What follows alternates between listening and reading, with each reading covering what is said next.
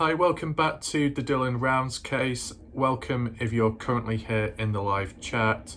The neighbour was being noisy again next door, so that's why I'm doing it out here. And because of doing some little bits and bobs and the timing, it's a bit too late in the day to be like doing a full-on video and editing. That can be done tomorrow. As well, I was hoping to do the video article of a new one, but no one's reached out yet.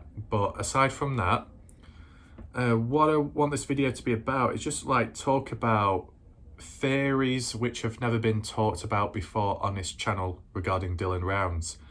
Not that I'm getting deep into them or that I agree with them whatsoever, I don't, but I just want to look at them and try and understand how and where did they originate from, and how and why did people think of it. And it's to do with like the conspiracies, paranormal, UFO, aliens, Bigfoot, those type of theories, trying to explain Dylan's disappearance. Now, as I said, and I'll say it one more time, it's most likely, even though it's not officially labelled as it yet, because it's not been updated, as a homicide investigation, that there is foul play and it was caused by another human, such as James Brenner, and if not him, somebody else who we might have heard of already, okay? That's where I stand. I just wanted to make it clear. So let's just take a look at these wild claims and ideas, what people have come from originally, right? Also, if any horses jump on in, look at this, got a giant apple. So they can't complain. They can't complain, not at all. Right, one thing I do want to say, when it comes to these wild theories and conspiracies, I've never heard of them before. The way Candice Cooley and Justin Rounds were wording it was, oh yeah, they've heard it, you know, they've seen it all over the place, people have reached out to them. But I personally, despite being on the internet, despite going on YouTube, looking everywhere I can possibly, and I've not seen a single thread, I've not seen a single discussion, I've not even really seen a single video about Dylan being abducted up by aliens or kidnapped by Bigfoot. That's where I stand. Have any of you come across those type of videos? I mean, as for paranormal, if you wanted to put it with the whole spirit box thing, I mean, there's that, but it's more to do with reaching out supposedly to Dylan Rounds. Most likely it's a load of rubbish and it's BS, but in terms of the methods, it's like paranormal methods to try and to get answers from Dylan directly. That's how it was done. I don't know if there's been any proper paranormal theories regarding the environment of Dylan, like, because it's a ghost town, because it's got some form of history, the area back then. Did anyone die in the area? Is it haunted? Is it paranormal? Does anyone know? That's kind of interesting, I guess, but it's still a serious case, right? And as I said, you can leave your thoughts down below too if you've come across any of this wacky stuff beforehand. I guess we can start off with the aliens and the UFOs. I don't know if you get many UFO sightings in Utah in general. I know in Nevada there's been a fair few, or at least a few reports of supposed UFOs. When it came to the Kenny Veach case, there was big talks about that, explaining Kenny's disappearance out there. As for Dylan, the way people were wording it was Dylan's boots are where they are, near the dirt mound, as Dylan was abducted by aliens, raised up into the air, into the sky, and his boots came off as he was being sucked up into the UFO.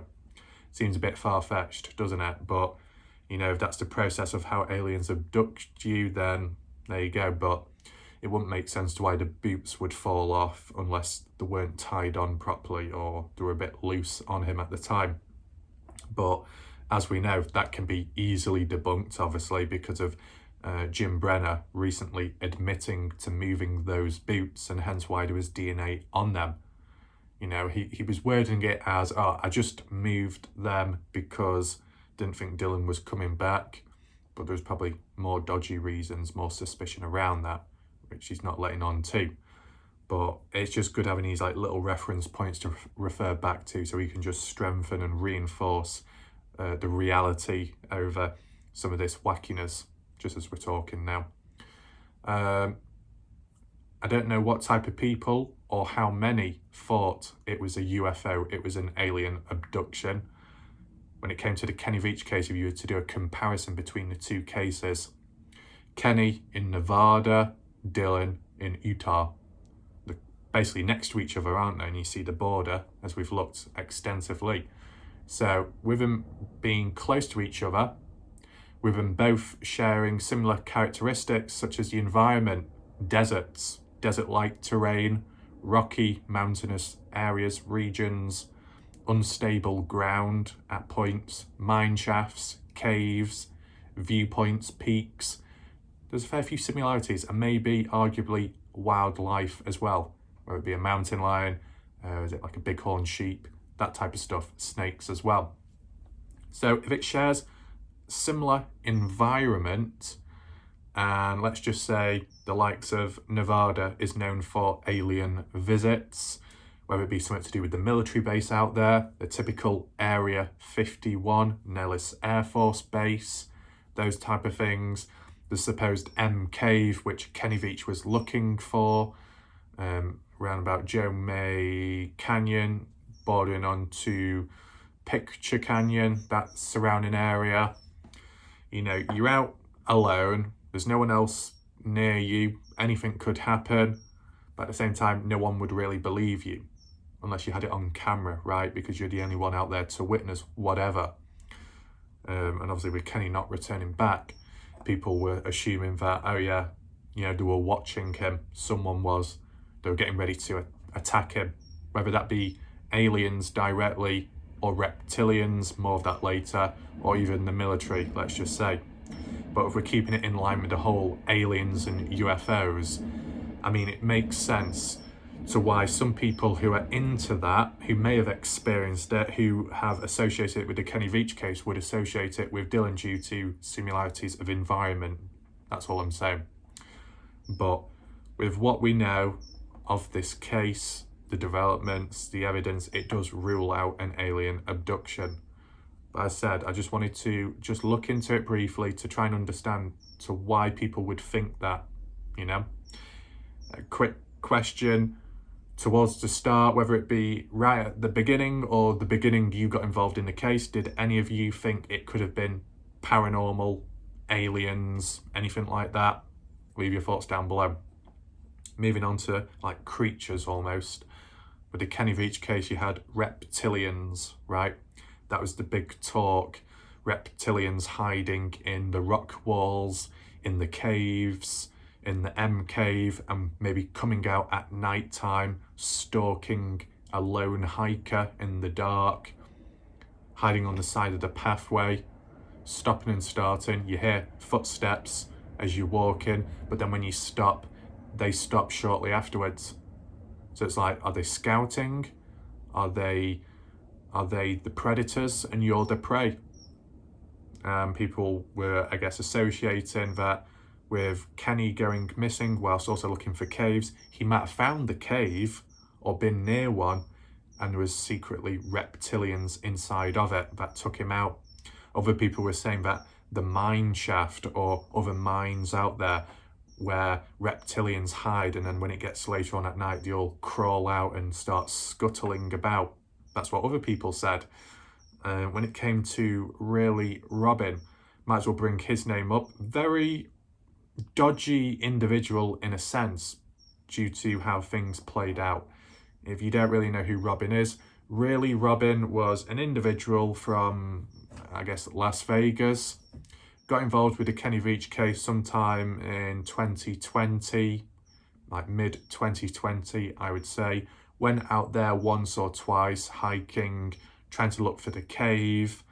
Wasn't successful, but tried, which was good.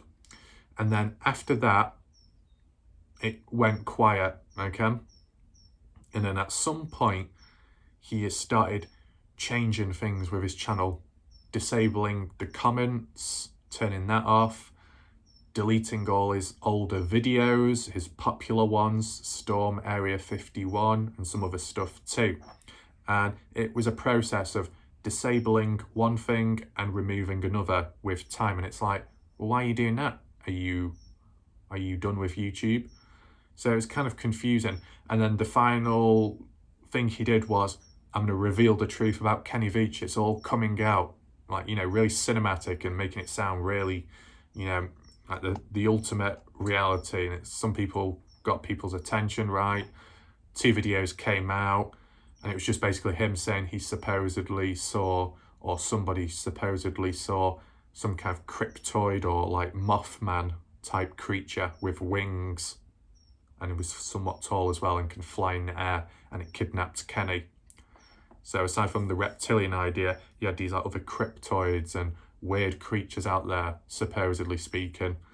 And interestingly, Robin, who was interviewing a witness, some prison guard or something, even though Robin didn't know some other hiker personally, this other hiker known as Sean Horlacher, who did explore and did search for Kenny for numerous years before that, just so happened to know and was good friends with this prison guard who was being interviewed by Robin, which was a bit weird. So it caught Sean's attention, like, hey, how does he know about this person?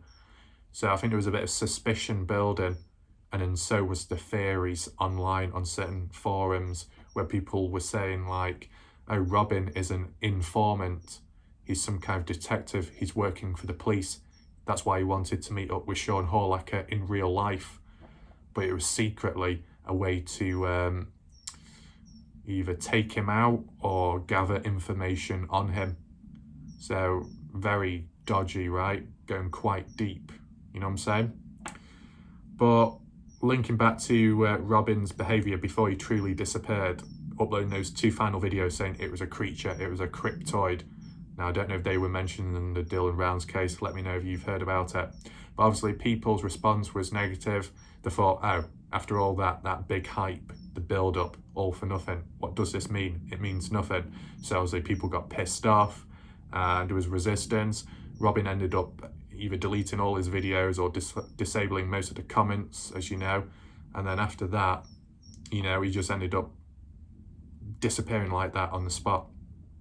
And when he did disappear, before he ultimately went quiet, I did email him, and he said, oh, he just wants to get away. He wants to be closer with religion, closer with God, get away from the internet, all this and all that. Supposedly that was the truth. Fast forward after that, tried reaching out again, no reply whatsoever. Then a Robin account shows up, really Robin, and you think, oh, this is the one. People were naive and thought it was him, but I didn't from day one. It turned out to be a fake account, but they were uploading all types of weird, cryptic, very deep puzzle type videos and hidden symbols and hidden words, and then scheduling a video for 2023. And it's like, what's going on here?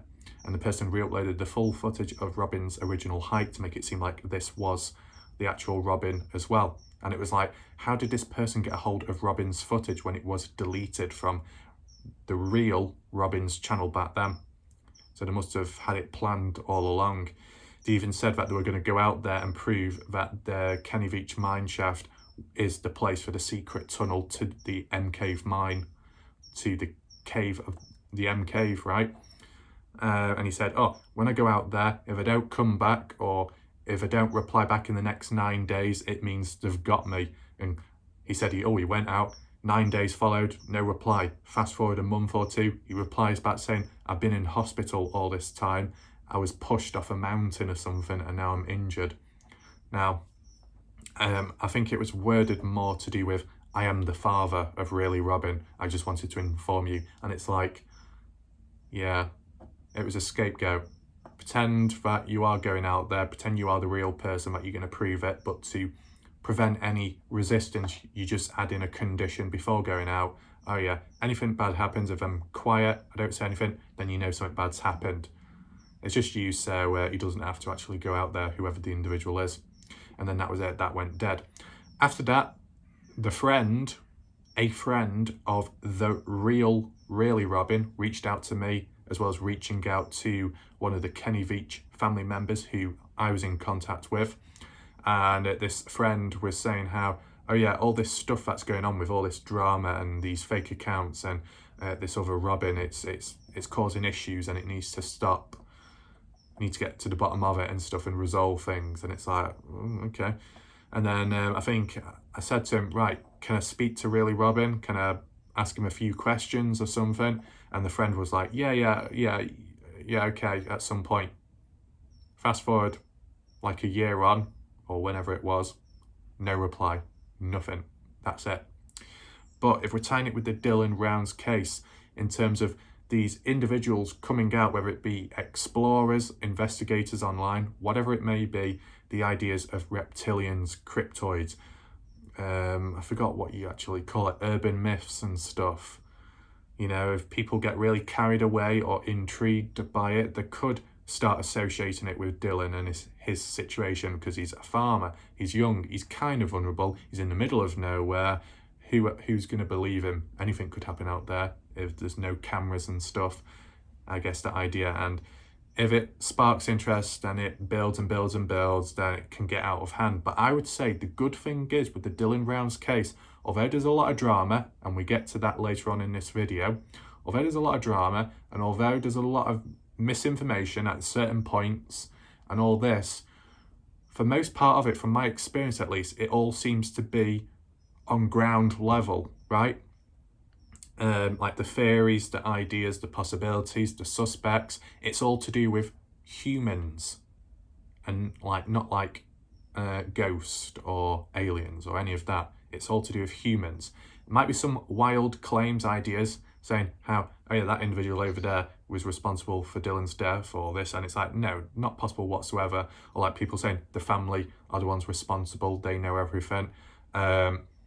And then obviously that sparks a lot of outrage, which is understandable, but it's still to do with humans, it's not to do with aliens.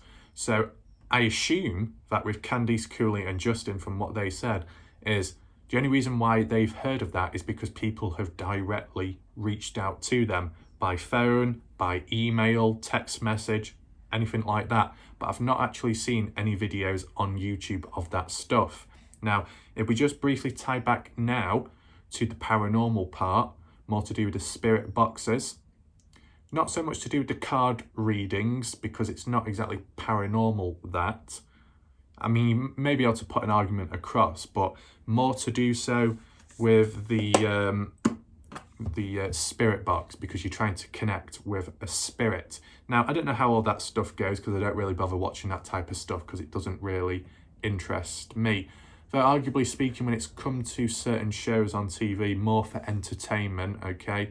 What was it called? Ghost Adventures with Zach Bagans, or Baggins, however you say his bloody name. When I watched some of those in the past, when they were available on TV, they had like the spirit boxes or the EVPs. They might speak into it and then await for a response. And another times with certain devices, could be the EVPs, you can only hear it afterwards when you play it back or something like that. And it's kind of interesting in a way, but I don't really fully believe in it, right? I know other people might, but I don't. Now, if you type with the Dylan Rounds case, I mean, on the surface, you could say, well, it's kind of useful, right? Because if there is someone out there like Dylan, and let's just say he wasn't alive, and you were able to reach out to him and connect with him, and he was able to reveal the truth of what happened, then that's good, right? But ultimately, when it comes to evidence, it's not exactly concrete or hard, full-on evidence to be able to use in court. In your opinion, or from your experience or knowledge, in the chat, have you ever been in a situation or come across a case in which paranormal evidence could be used in a case? Has that ever happened, ever? I'm interested to know. Well, with that aside, I guess there was all kinds of responses coming out about dealing with the whole paranormal readings. Now, I don't know if it was just one channel or two. It could be like 2 or 3 different ones. they've not just done Dylan. I think they've talked about other cases as well. That's to be expected, right? You can leave your thoughts down below to what you think about the paranormal stuff. One of the main ones that came out was Dylan, something to do with him being on the farmland, being chopped up, cut into pieces. It sounds bad. It doesn't sound pleasant. You hear it back then, the family hear it. It's probably going to piss people off and cause, drama and issue. Is it more believable now, such as that example? I mean, supposedly Dylan saying, I've been chopped up over a spirit box seems like a load of rubbish. Just in terms of the concept of him being chopped up, although it sounds bad, kind of possible, providing it is true when it comes to the bin bag situation during the spring cleaning. If Brenna's taking bin bags out, 4 to 8 of them, roughly speaking, and it might have chopped up body parts in, distribute them around, scatter them about. We've already seen a bag of bones by Tyne Lance, although that was not relevant, okay, but you get the idea of how the bones, the remains could be placed and put into bags, right, regardless of the colour of the bag, etc, etc. So you could say that, the spring cleaning, bin bags, could be Dylan's remains, don't know where they are, could be tied with the whole spirit box, proving that Dylan was chopped up.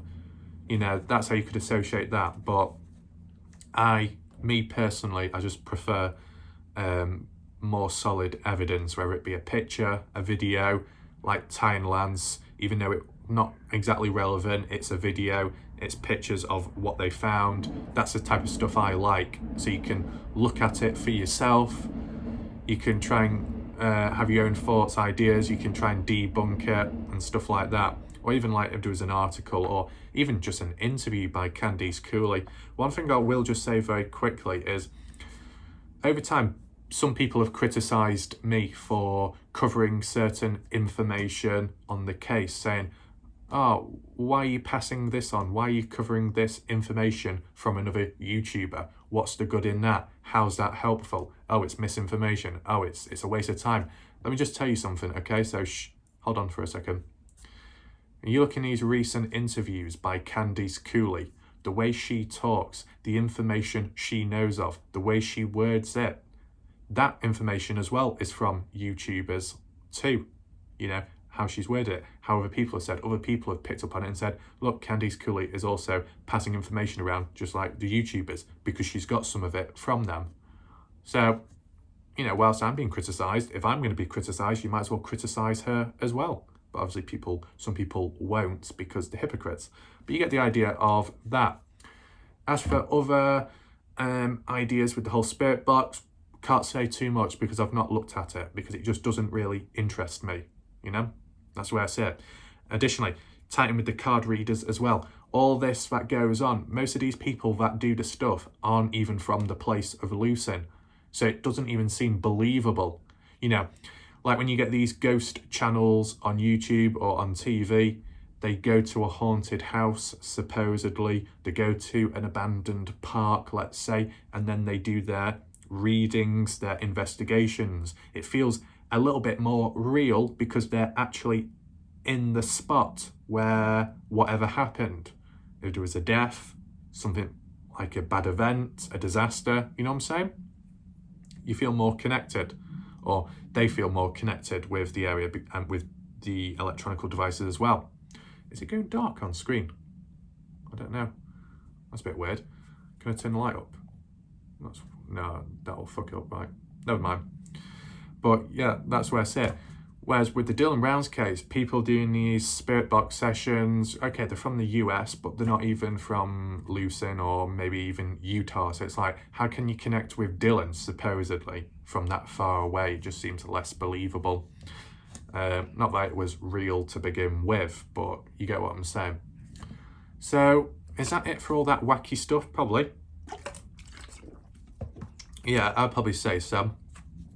So, UFOs, paranormal, ghost, Bigfoot. I mean, that was another one. Like, the environment doesn't seem to match with Bigfoot in that area. There was some wild talks by Sean Horlacker with the Kenny Veach case and some of the followers. that believed that there was a Sasquatch, Bigfoot, but camouflaged in the desert, and he could blend in and he was invisible. So it's like, wow, which is hard to believe, right? I mean, Bigfoot in itself may be hard to believe, but if it's some oversized whatever in a forest, then maybe. But then if you start talking about cloaking and becoming invisible, that just seems like something from Harry Potter. It just doesn't seem real, right? No, not practical. But once again, if you're associating it with environments being similar, people might do it that way and say, well, if it's happening here, then it probably is happening there too, because it's similar. But obviously not the case. As well, trail cams have been set up by Candice Cooley.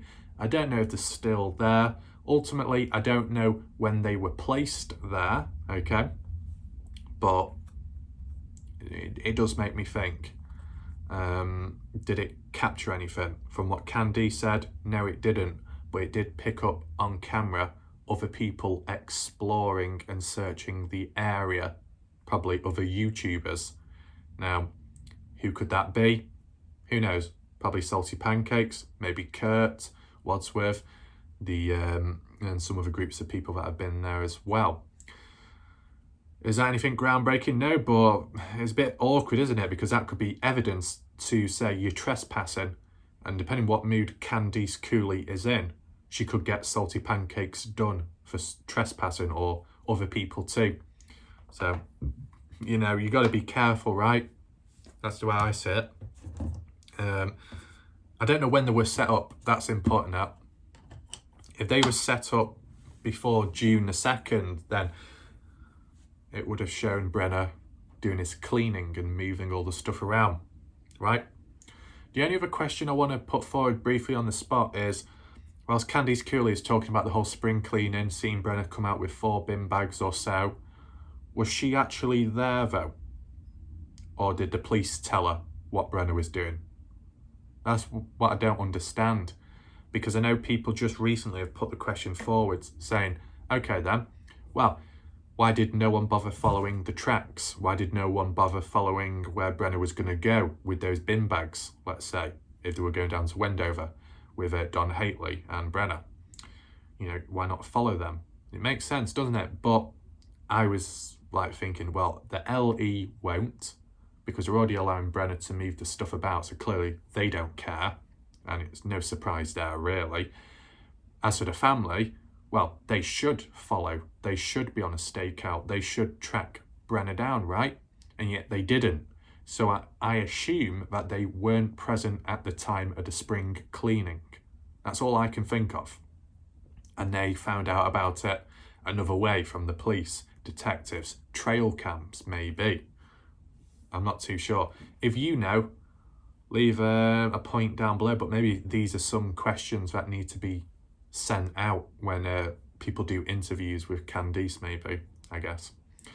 So, yeah, I think that's it for most of it. I mean, Candice has kind of slipped up on her words. In a way, I wish I could do like a before and after video with that type of stuff, but it is a bit messy trying to track through 3 hours of footage. I mean, it was in the Heavy D one about certain information, like the bones, and then it was just the most recent one with Doug's channel. That might be possible. Yeah, because it is a bit weird. Some people are saying it's months ago, other people are just saying it's recent. Yeah. Okay. I'll try and do that one if it's possible. It'll probably only be a small clip. I mean, you can't blame Candice all the time for mistakes or slip-ups in words, because that will happen, right? But I guess when the slip-ups are so vast, you know, instead of a couple of days difference, it's like a weeks or months difference of when things happen, then it's like, well, how do you slip up on that, right? You know what I'm saying? Something that is not as suspicious if they said 4 bin bags and then in another video they said 8 bin bags. It's like, it's not as bad sounding. But if it was like, first minute you say 8 bin bags, then you say 120, it's like, whoa, that's a bit of an extreme difference there. How can you be that far off? So yeah. Now, aside from the theories and the wild stuff and little questions regarding candies, what about the state of the community in the Dylan Brown's case? Well, as for myself, I'm just keeping to myself, just doing the videos which I need to make. And then if there's little bits of information here and there externally, I will do that, okay? As for all the other things going on and people, I'm not quite up to date with or know exactly what's going on, probably for the best. As for certain key individuals, some of the bad people or the supposed bad people in the case, I don't really know who they are or the motives or where they came from or any of that. I believe there was a slight misunderstanding at some point. Whoever they are, some individual called Sleeper Cell, there seems to be conflict with Sleeper Cell against Salty Pancakes against Sleeper Cell, and then some of the others within the community that may associate themselves with Salty Pancakes and it being spread about. As I said, I don't really know much about it. But in terms of Sleeper Cell, I supposedly came face to face with Sleeper Cell recently. Now, Sleeper Cell has been described as a sick individual, very bad, very nasty person. I can't really say much about the individual. I don't know if they're a bad person. I don't know if they're a good person. I don't know them. I don't even know the name. I don't even know the profiles. It's just like that. And the reason why I say I suppose he came face to face with the individual is because the way they worded it themselves. Because then they thought I was the one back then joining in with the whole bashing and smashing, basically talking badly about this Sleeper Cell. But as you know, and you can back it up in the chat, we've never talked about Sleeper Cell, nor ever mentioned the name back then, did we? Because I only started hearing about it just recently with the odd Salty Pancakes video. And I thought, who's that individual? So, no clue, that's just the way it is. But supposedly, other YouTubers have been negatively criticising Sleeper Cell, and it's caused, I guess, maybe a form of backlash or something. And with all that, there was misunderstandings that I was participating, which I clearly wasn't, and my videos clearly demonstrate that I was focusing on the Dylan Brown's case since day one of me coming in. From the 3rd of July up to now, I've been doing videos on the Dylan Brown's case non-stop. 124 videos about Dylan Rounds. 124. That is a lot. In comparison to the Kenny Veach case, I uploaded 247 videos on Kenny Veach and M-Cave. But what you must realise is with Dylan Rounds, I've been covering it for 3 months and a bit over. With Kenny Veach, that was 2 years. So in terms of the ratio, I've significantly covered more videos on Dylan than Kenny. And with Kenny, there was arguably a deeper range of stuff to look at, in a way, with the whole paranormal, aliens and military and multiple people involved. There was more depth to it. But I think with Dylan Rounds, more of a serious case, more locked on, more grounded with humans, but much deeper. Not as mysterious, but much deeper and more serious in a way. Partially because of the age, partially because it didn't seem as planned, right? With Kenny Veach, arguments that he faked his own death, and there's proof to prove it with CCTV footage. I was one of the first ones to cover it on YouTube, okay? Take that into mind.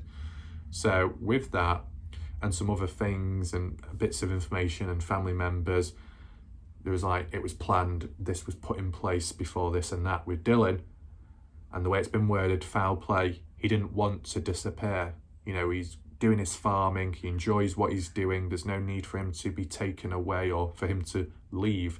And in the Heavy D interview, under the conditions of the way things were found at Dylan's place of living. Heavy D said, is it possible for Dylan just to walk off like that?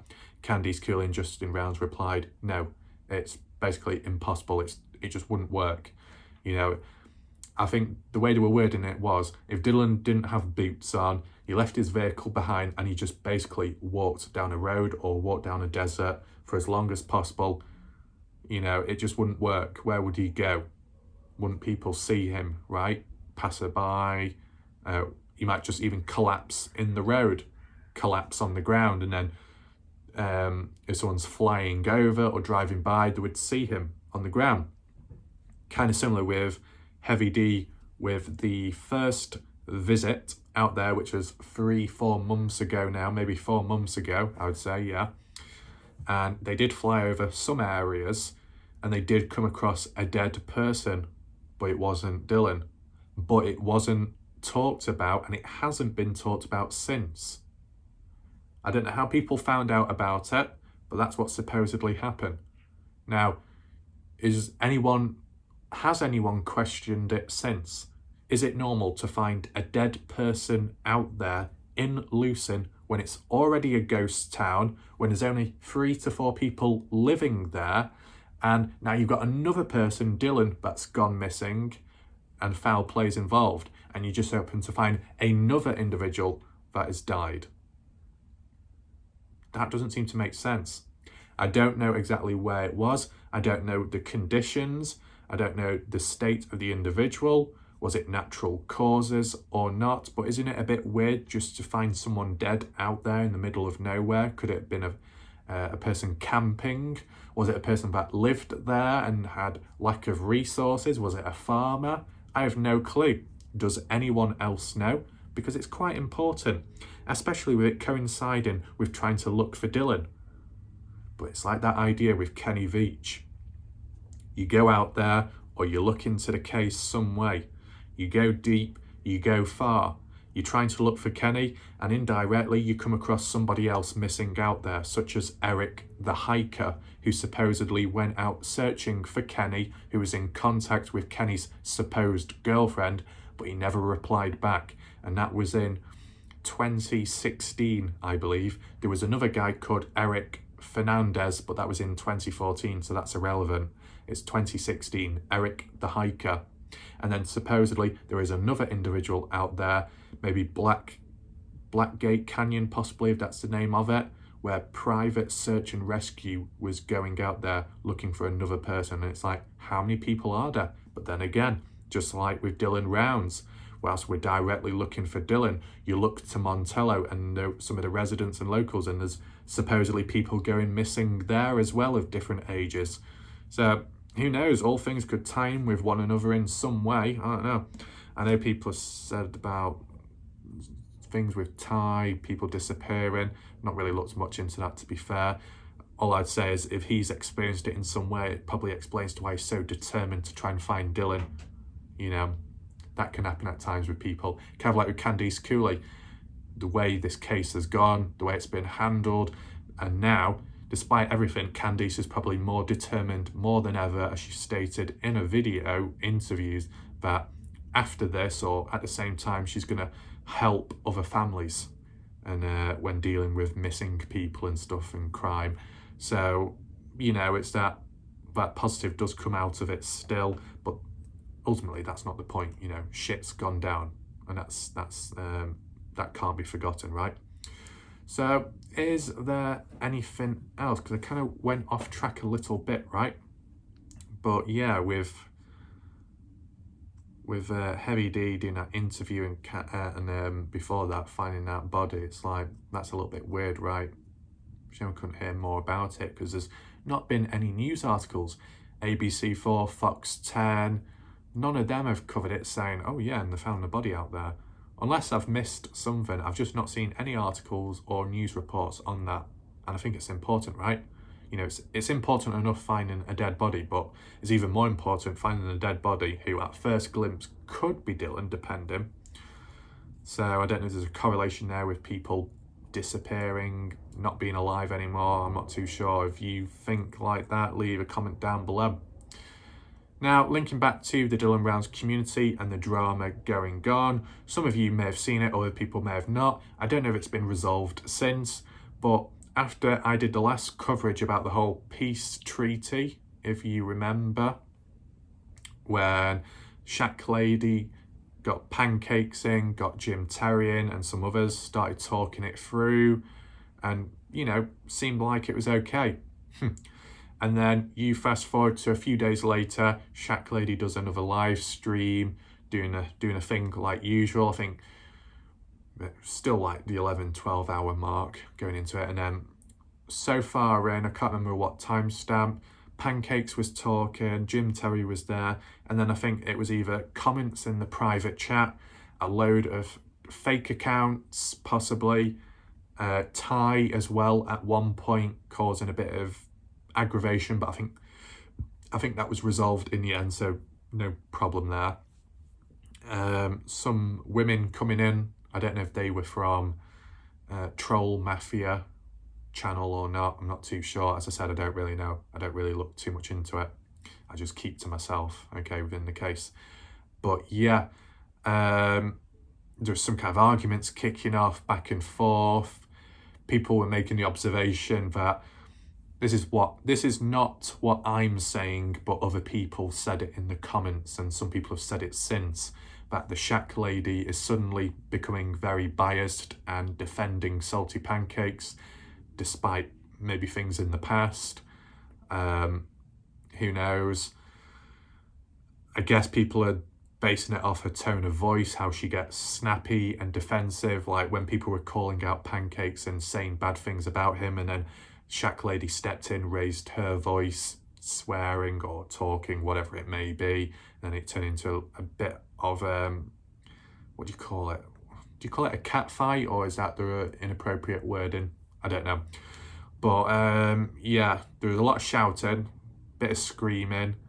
The bloody audio was cutting out at some point, I think, because it was getting that wild, and it's like, whoa, what's going on here? What have I come across? I've no clue, but whatever's happening, it doesn't seem too good. Now you could be thinking, well, why would the Shack Lady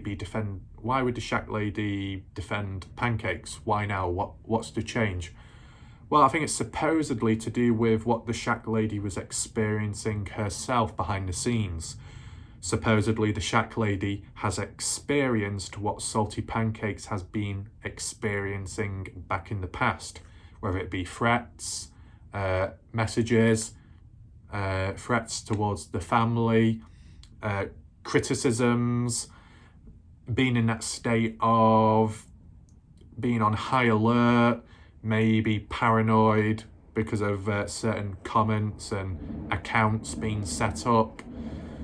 I mean, that could be the case possibly, and then the Shack Lady experienced it, so now she can understand to why Pancakes is the way he is, and how he talks and how he responds, how he might have a short fuse at times, or why he might get a bit snappy. And that's why the Shack Lady is the same now, because she's had it herself. So if that is the case, then it makes sense, I guess. Supposedly there is a hitman or hitmen within the Dylan Rounds community. I don't know if that's exactly true, but, you know, who knows? And then you got like the Shack Lady calling the hitman out, saying, if you're going to do something, come at me. And it's like, ooh, you know, you never know. The way I see it basically is, in any situation, whether it be online or offline, mainly online, whether it be a fake account, whether it be someone acting cryptic and mysterious, whether it be someone sending a threatening message or a spooky one, I do not underestimate these people, regardless of their age, their gender, wherever they are. I see them as a potential threat. So in a sense, I respect these individuals who could be a threat due to the power dynamics. So if you've got someone like Sleeper Cell, or if you've got other people out there that, you know, have that dark presence, I respect them in terms of the presence and the power dynamics. If they have done certain bad things, very bad things, then it's like, well, that's not good, obviously. But in terms of who's in charge, Who is the one in control? I don't underestimate those people, because maybe one click like that and you could be silenced, or one click like that and you could be mass reported. Your channel could be shut down due to false allegations. But if they've got the numbers, if they've got the resources, if they can hack or this or that, then, you know, they're more untouchable compared to you. So that's why if I do come across these individuals, for the most part of it, I keep my mouth shut, keep my head down. The only time I will speak out or say something is if there is like false things mentioned. So like if there is videos made, slander, portraying me in a bad way, or as said, fake accounts set up, making me look bad, you know, all that type of stuff. Because if you keep quiet, it's not going to resolve the situation. So there's no harm in just simply saying, hey, this is the situation, it's not true, just be wary, and that's it. But if it got more extreme than that, such as actual threats made, like what Pancakes might have experienced or what Shack Lady is coming across, I wouldn't be like, oh yeah, come on, bring it.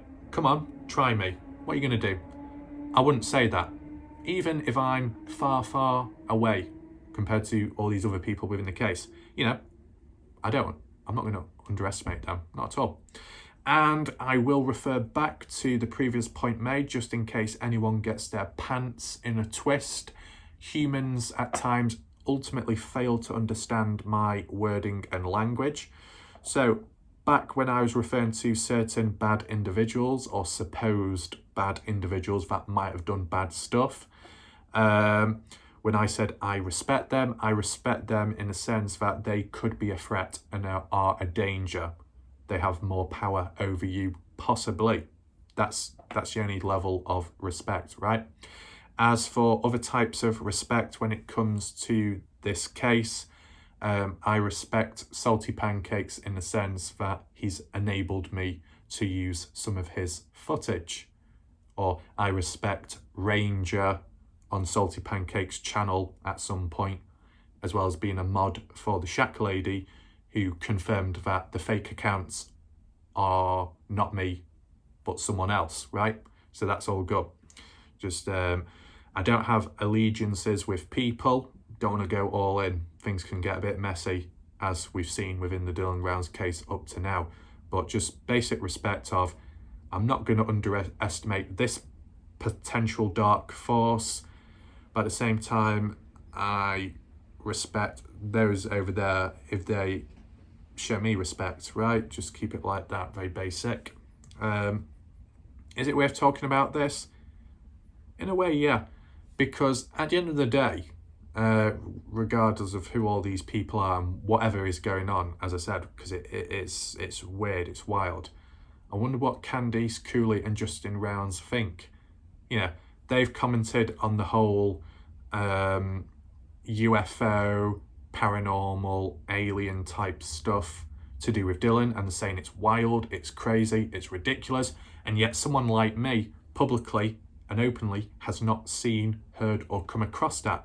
So if you flip it vice versa with the whole drama situation, although Candice Cooley and Justin Rounds may have seen some negative things and some drama with channels, have they ultimately seen this, what's going on? Threats towards families, threats towards this, threats of doxing, exposing pictures of people, private stuff being revealed and all that, and all the other swearing and name calling, whilst it's almost in the name of Dylan Rounds, right?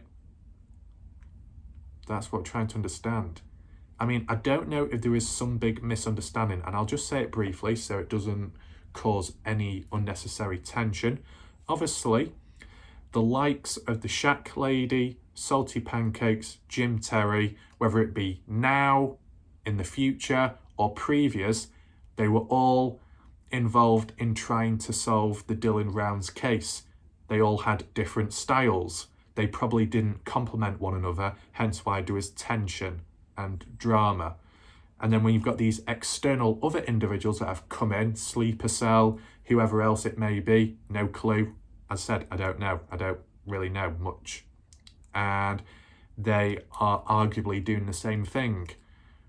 Like how one of the individuals worded it, saying, you know, what about all the missing kids out there and people, you know, we've got to be taking this serious, whilst these other YouTubers are messing around or something, so it might have enraged them to fight back. I don't know, I said. But maybe all these people have different styles, they don't complement one another, some are misinterpreted, some are misunderstood, so that leads to arguments, and maybe that's the case. So, yeah, I'm just saying that very brief, right? Do you genuinely have people out there to derail people from trying to solve the case? I don't know. When it came to Kenny Veach, it definitely felt like there were attempts made by someone or people to prevent you from finding the truth, whether it be from my own experiences online or from Sean Horlecker's experience in real life, vehicle being tampered with, almost being killed, assassinated, kidnapped, that type of stuff. So it seems more serious, right? Seems darker. Is the family in on it?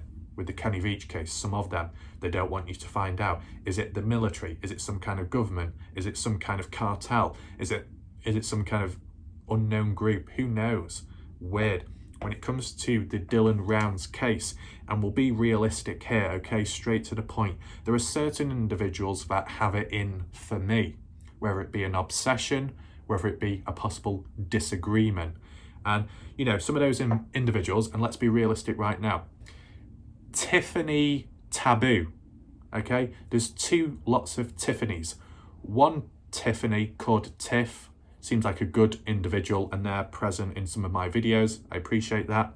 But Tiffany Taboo, the individual with black hair and I think black lipstick and a dog collar, I think. Oh no, shit, it's a choker. Oh God, that's going to be misinterpreted now. Don't worry, don't worry. But yeah, Tiffany Taboo did in the past reach out to me and email me and said, here's information on the case of Dylan to do with the Wadsworths, all the dodgy, inappropriate behaviour towards younger people, the drug raid, etc, etc. And she said at the time, if you're going to cover it, you're going to stick to the script, you're not going to go off, you're going to read it exactly how it is. And it's like, ooh, I'm sorry. Okay. I delayed it because there was other stuff to cover at the time, but I eventually got round to doing it, and I basically covered it how it was described as. And in fact, that information, which was supposedly top secret, or it gave off the sense it was secret, you know, it was easy to get a hold of in the end, right? But in recent time, Tiffany Taboo just came blasting onto my community page saying, anyway, if you want true coverage and genuine information on the case, don't be watching Raf's videos, come over to my channel. And it's like, excuse me, who do you think you are advertising yourself on my channel? Shoo! Shoo! Go elsewhere. But, you know, their idea is they don't like my coverage. So they've got grievances with me. They've got a problem with me. But I think what they need to remember, what Tiffany Taboo needs to remember, is I did listen to them in the past when it came to that email with the Wadsworths, when it came to the drug bust, right? It was covered in the end, and it was done somewhat respectively. Yet she obviously has a short mind, short memory. That seems to be the case. So you've got Tiffany Taboo. The other individual that seems to have a problem with me is GRH or GHR. Now, I don't know if that's the same individual that was called Graham in the past. Correct me if I'm wrong. Apologies if I've got it wrong. But if it is Graham, I'm sure he was like, I thought, I can't fucking understand you, mate. Who the hell are you? I don't know if it's the same person. Maybe they shortened the name, maybe they changed it. But yeah, GHR or GRH, a constant whiner. The whingiest, whiniest individual I've come across. Well, actually, no. I think there's another person that comes joint second. Now, this GH or GRH individual, what issue did they have? I think it's to do with supposed misinformation. The next individual that really has a deep obsession with me, I don't know if it's these hands, I know an individual called Joseph saying these fingers need to be shown more, but I think at this rate it's probably going to endanger me, because if I show my hands too much, these fingers, someone is going to bite them, okay? And I'm not quite into that. But linking back, the joint first of the whingiest, whiniest person is Tucker. Tucker with a floral profile picture, reddish. Some of you would have come across them. The main problem they have with me is to do with misinformation and coverage on the case. Where it all kicked off was when I covered that video of Heavy D having that interview, almost, whilst in the mine with Lance, when basically Heavy D was saying, yeah, Kurt Wadsworth, you know, what's he been known for? Inappropriate behaviour with, you know, younger people, grooming and all that. And Lance was, yeah, kind of like that stuff, and it would happen with different people.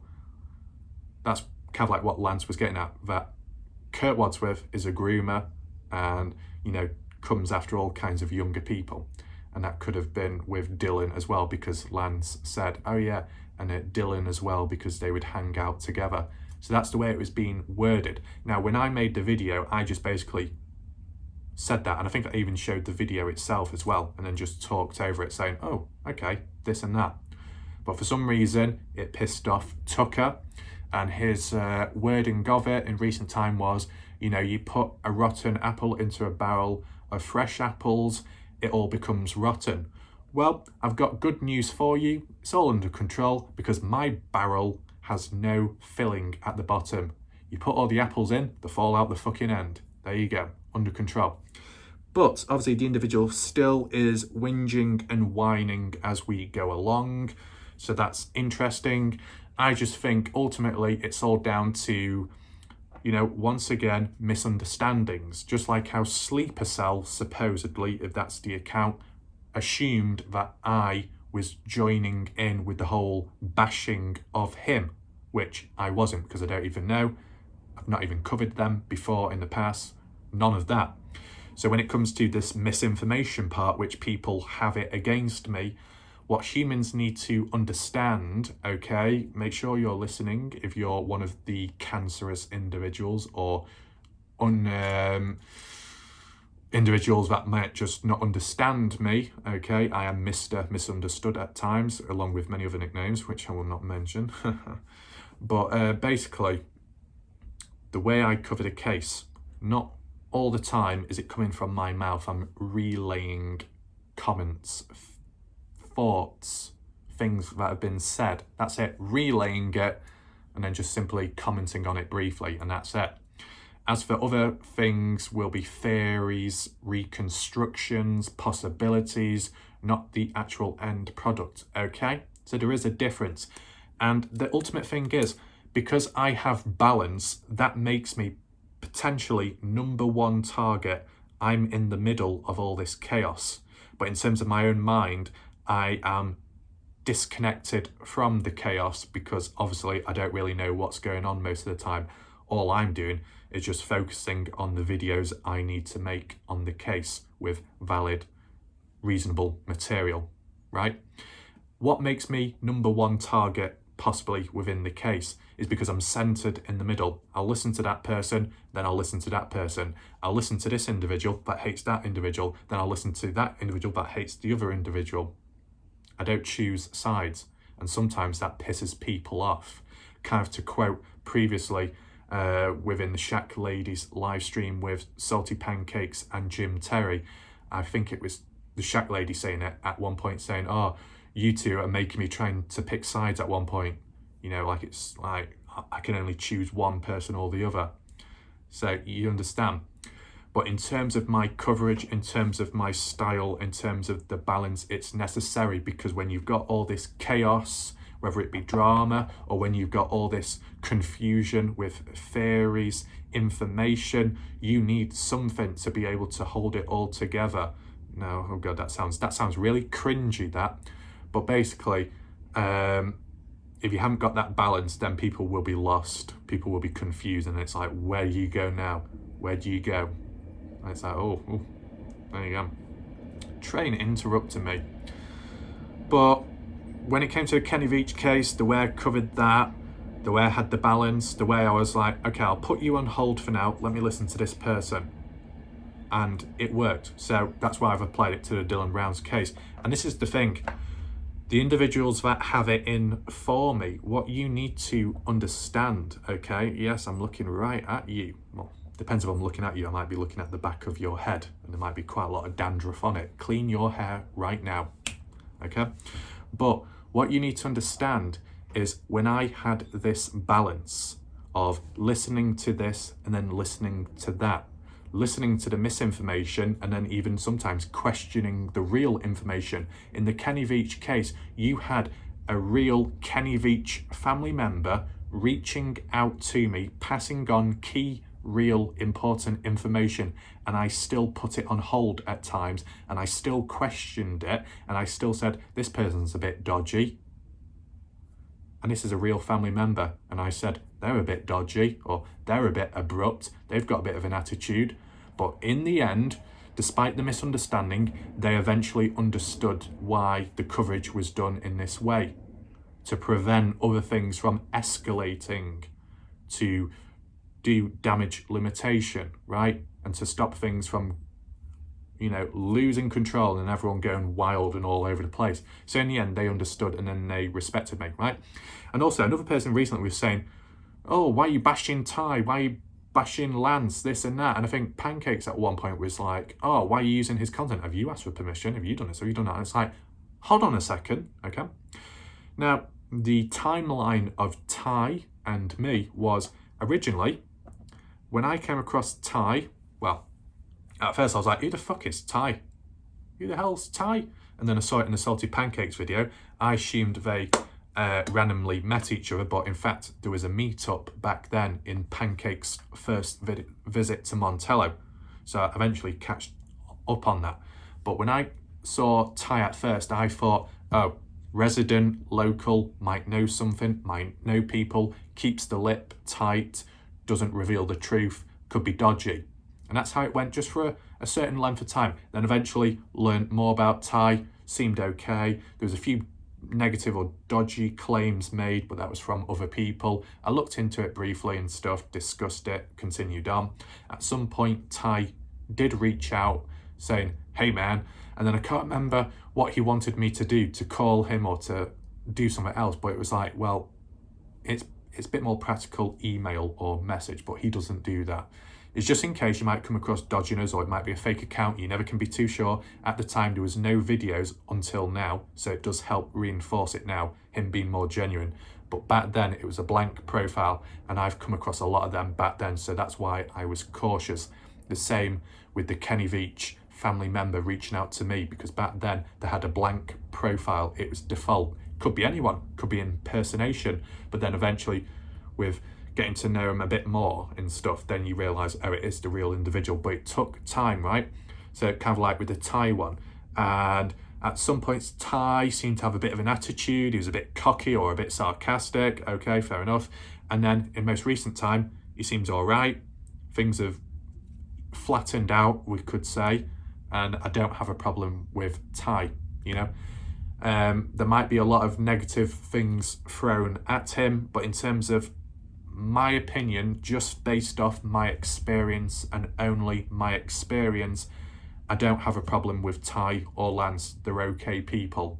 They've not caused me any problems. They've not attacked me. They've not come after me. They're doing their own thing.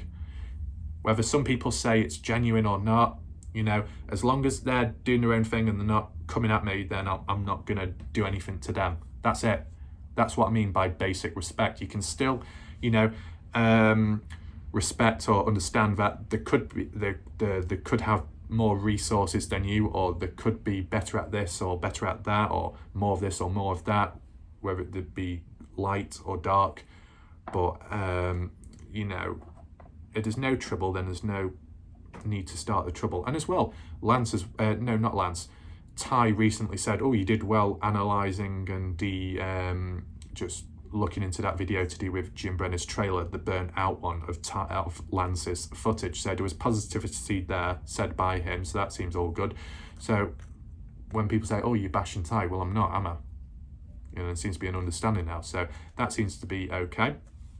Obviously, there'll always be some kind of dodgy stuff going on. But yeah, it's just be interesting though, despite talking about all of that, and this has been all done in one whole take, one whole single video, it'd just be interesting to know what does, what does Justin Rounds and Candice Cooley think of all this drama to this extent? I think the only thing you can say is, whilst you've got all these live streams and YouTubers still covering the Dylan Rounds case, ultimately the title of the videos aren't all to do with Dylan Rounds, are they? Like Jim Terry has his call-ins. It's not called literally Dylan Rounds.